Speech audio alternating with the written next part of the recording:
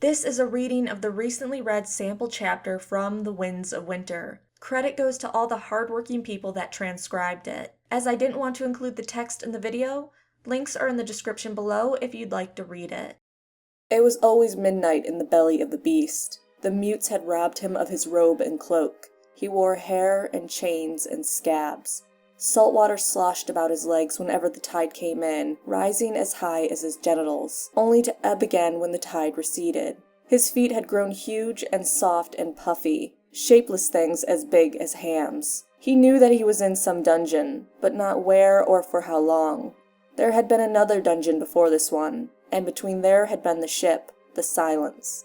The night they had moved him, he had seen the moon floating on a black wine sea, with a leering face that reminded him of Euron. Rats in the darkness swimming through the water, they would bite him as he slept, and drove him to shouts and thrashings. Aaron's beard and scalp crawled with lice and worms. He could feel them moving through his hair, and the bites itched him intolerably. His chains were so short that he could not reach to scratch. The shackles that held him to the wall were old and rusted and cut into his feet and wrists. When the tide rushed in to kiss them, the salt got into the wounds and made him gasp. When he slept, the darkness would rise up and swallow him, and then the dream would come, and Yuri, and the scream of a rusted hinge.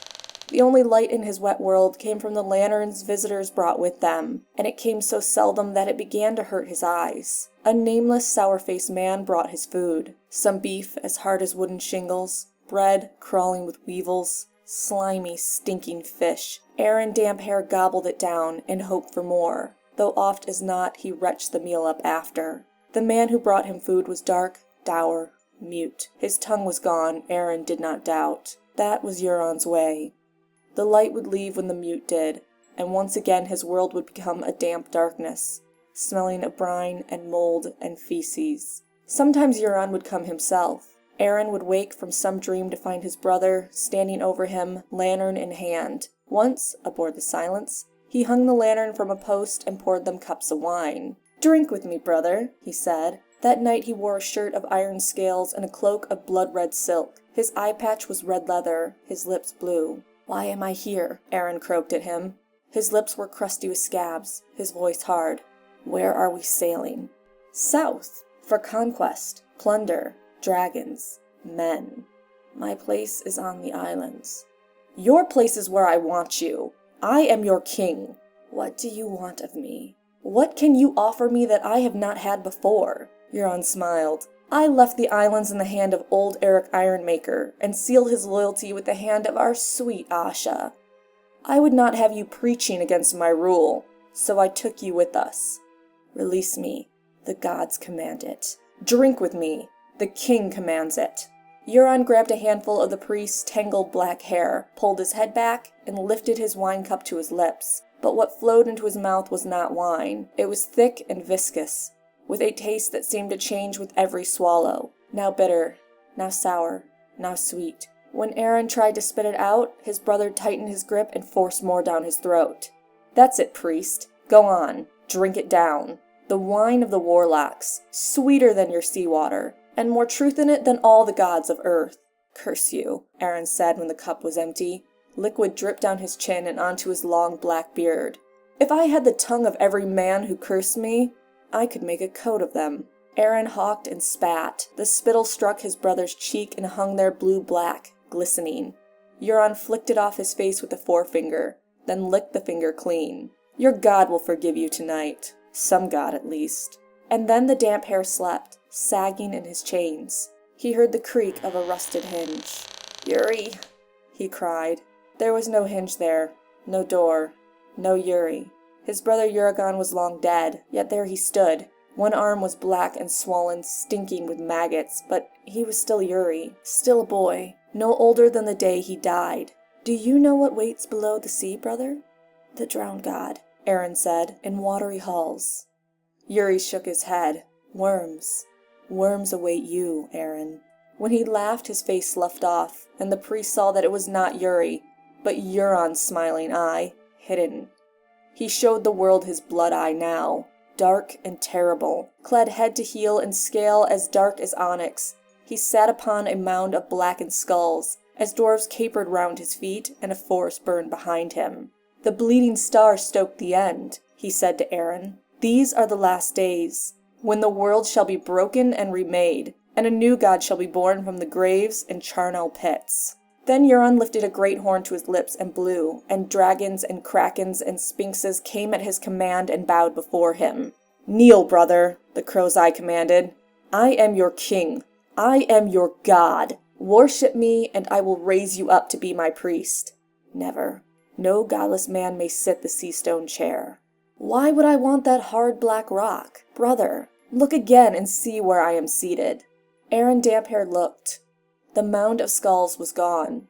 Now it was metal underneath the Crow's Eye, a great tall seat of razor-sharp iron of barbs and blades and broken swords, all dripping blood. Impaled upon the longer spikes were the bodies of the gods.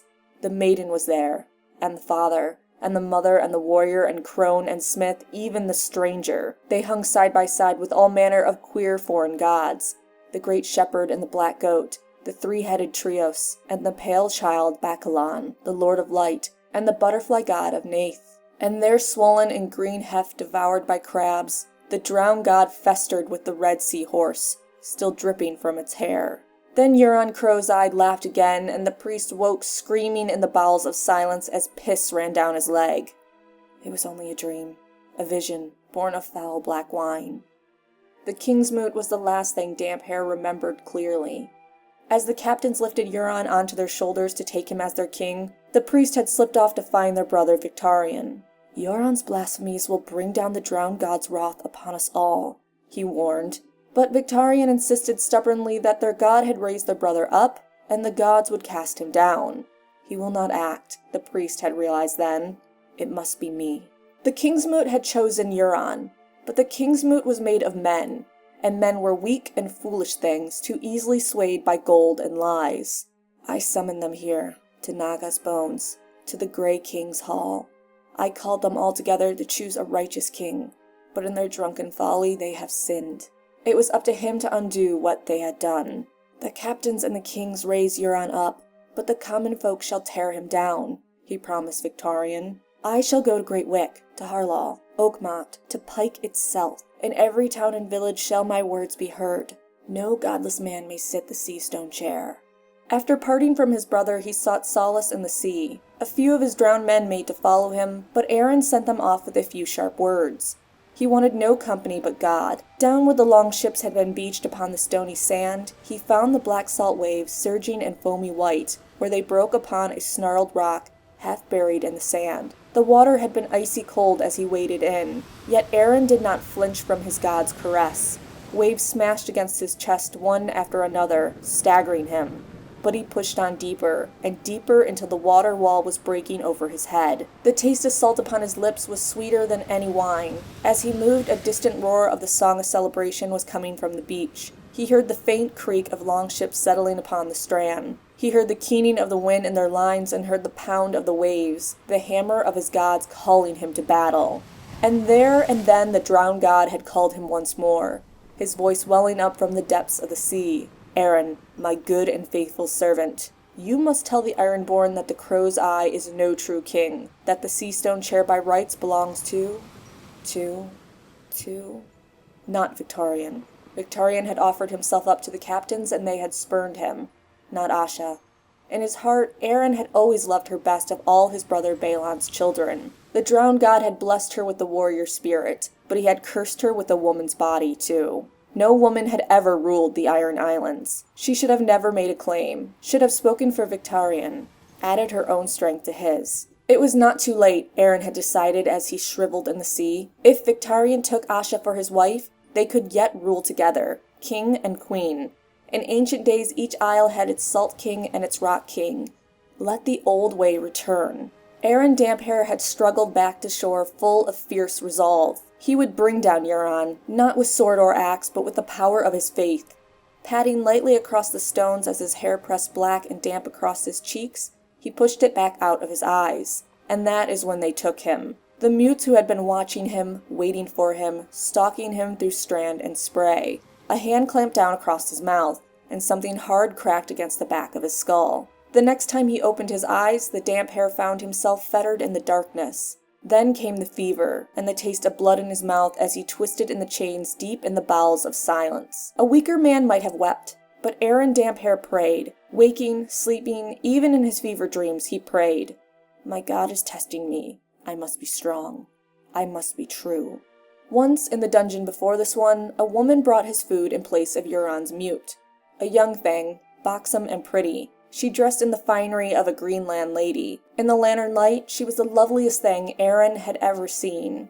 Woman, he said, I am a man of God. I command you, set me free. Oh, I couldn't do that, she said, but I have food for you. Porridge and honey. She set it beside him on a stool and spooned it into his mouth for him. What is this place? He asked between spoonfuls. My lord father's castle on Oakenshield. The Shield Islands, 1,000 leagues from home. And who are you, child? Thalia Flowers. Are you his natural daughter? I am to be King Euron's salt wife. You and I are to be kinmen. Aeron Damphair raised his eyes to hers, his scabbed lips crusted with wet porridge. Woman. His chains clinked when he moved. Run. He will hurt you. He will kill you. She laughed. Silly. He won't. I'm his love, his lady. He gives me gifts, so many gifts. Silks and furs and jewels. Rags and rocks, he calls them. The crow's eye puts no value on such things. That was one of the things that drew men to his service. Most captains kept the lion's share of their plunder, but Euron took almost nothing for himself. He gives me any gown I want, the girl was crowing happily. My sisters used to make me wait on them at the table, but Euron made them serve the whole hall naked. Why should he do that except for love of me? She put her hand on her belly and smoothed down the fabric of her gown.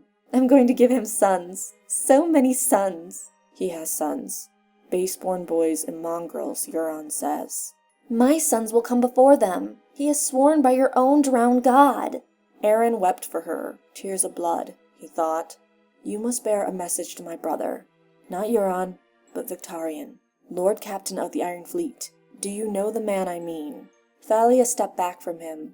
Yes, she said, but I couldn't bring him any messages. He's gone. Gone. That was the cruelest blow of all. Gone where? East, she said, with all his ships. He's to bring the dragons to Westeros. I am to be Euron's salt wife, but my love must have a rock wife too. A queen to rule all Westeros by his side. They say she's the most beautiful woman in the world, and she has dragons. The two of us would be as close as sisters. Aeron Damphair hardly heard her. Victarion is gone. Half a world away or dead. Surely the drowned god was testing him. This was a lesson for him. I must not still trust in men.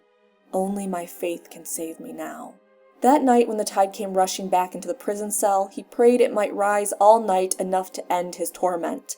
I have been your true and leal servant, he prayed, listing in his chains. Now snatch me from my brother's hands, and take me down beneath the waves to be seated at your side. But no deliverance came, only the mutes to undo his chains and drag him roughly up a long stone stair to where the silence floated on a cold black sea. And a few days later, as her foals shuddered in the grip of some storm, the crow's eye came below again, lantern in hand. This time his other hand held a dagger. Still praying, priest? Your god has forsaken you. You're wrong. It was me who taught you how to pray, little brother. Have you forgotten? I would visit your bedchamber at night when I had too much to drink. You shared a room with Euron high in the sea tower. I could hear you praying from outside the door. I always wondered, were you praying that I would choose you, or that I would pass you by? Euron pressed the knife to Aeron's throat. Pray to me. Pray to me to end your torment, and I will. Not even you would dare, said the Damphair. I am your brother. No man is more cursed than the kinslayer. And yet I wear a crown, and you rot in chains. How is it that your drowned god allows this, when I have killed 3 brothers? Aeron could only gape at him. 3? Well, if you count half-brothers. Do you remember little Robin? Wretched creature. Do you remember that big head of his? How soft it was? All he could do was mule and shit. He was my second. Harlon was my first. All I had to do was pinch his nose shut. The grayscale had turned his mouth to stone, so he could not cry out. His eyes grew frantic as he died. They named me. When the life went out of him, I went out and pissed into the sea and prayed to the god to strike me down. None did. Oh, and Balon was the third, but you knew that. I could not do the deed myself, but it was my hand that pushed him off the bridge." The crow's eye pushed the dagger in a little deeper, and Aaron felt blood trickling down his neck. "If your drowned god did not smite me for killing 3 brothers, why should he bestir himself for the 4th? Because you are his priest?" He stepped back and sheathed his dagger. "No, I'm not killing you tonight, a holy man with holy blood. I may have need of that blood later. For now, you are condemned to live." Holy man with holy blood, Aaron thought while his brother climbed back up on deck. He mocks me and he mocks the god. Kinslayer, blasphemer, demon in human skin. That night he prayed for his brother's death. It was in the second dungeon that the other holy men began to appear, to share his torment. 3 wore the robes of septons of the Green Lands, and 1 the red garment of a priest of R'hllor. The last was hardly recognizable as a man. Both his hands had been burned down to the bone, and his face was a charred and blackened horror where 2 blind eyes moved sightlessly above the cracked cheeks, dripping pus. He was dead within hours of being shackled to the wall, but the mutes left his body there to ripen for 3 days afterwards. Last were 2 warlocks of the east, with the flesh as white as mushrooms and the lips the purplish blue of a bad bruise. Both so gaunt and starved that only skin and bones remained. One had lost his legs. The mutes had hung him from a rafter. "Pri," he cried as he swung back and forth. "Pri, Pri." Perhaps that was the name of the demon that he worshipped. "The drowned god protects me," the priest told himself. "He is stronger than the other gods that they worshipped, stronger than their black sorceries. The drowned god will set me free." In his saner moments, Aaron questioned why the crow's eye was collecting priests, but he did not think he would like the answer. Victarion was gone, and with him hope. Aaron's drowned men likely thought the damp hair was hiding on Old Wick, or Great Wick, or Pike, and wondered when he would emerge to speak against this godless king. Euron haunted his fever dreams. "You're dead now, Yuri," Aaron thought. "Sleep now, child, and trouble me no more. Soon I shall come to join you." When Aaron prayed, the legless warlock made queer noises, and his companion babbled wildly in his queer eastern tongue, though whether they were cursing or pleading, the priest could not say. The septons made soft noises from time to time as well, but not in words that he could understand. Aaron suspected their tongues had been cut out. When Euron came again, his hair was swept straight back from his brow, his lips were so blue that they were almost black. He had put aside his driftwood crown. In its place he wore an iron crown whose points were made from the teeth of sharks.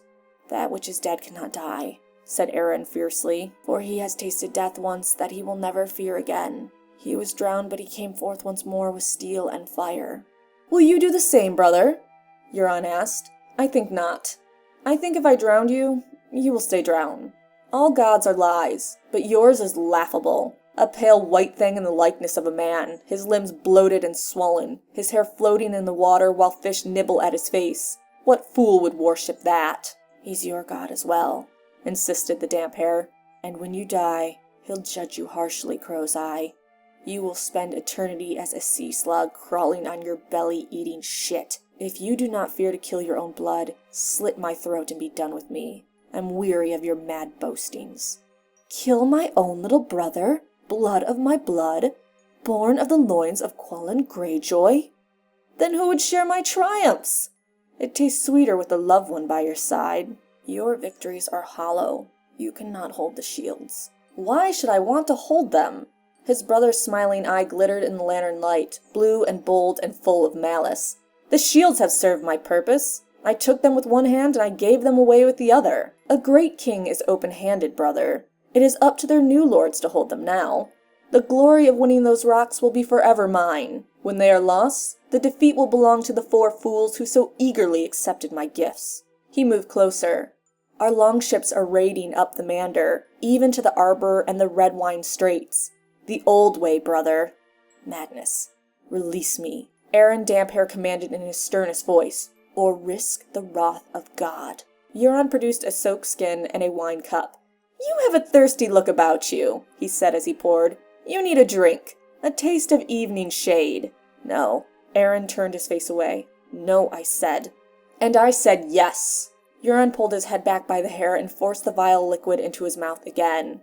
Though Aaron clamped his mouth shut by twisting his head from side to side, in the end he had to choke or swallow. The dreams were even worse the second time. He saw the long ships of the Ironborn adrift and burning on a boiling blood-red sea. He saw his brother on the Iron Throne again, but Euron was no longer human. He seemed more squid than man, a monster fathered by a kraken of the deep, his face a mass of writhing tentacles. Beside him stood a shadow in woman's form, long and tall and terrible, her hands alive with pale white fire.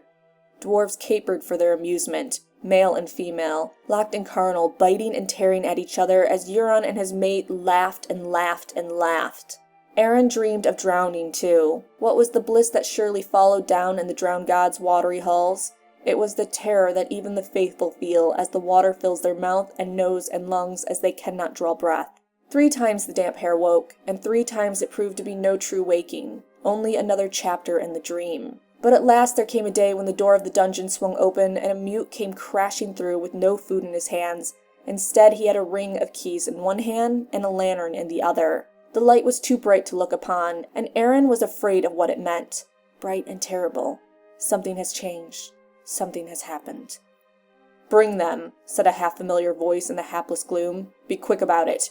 You know how he gets." "Oh, I do. I've known since I was a boy."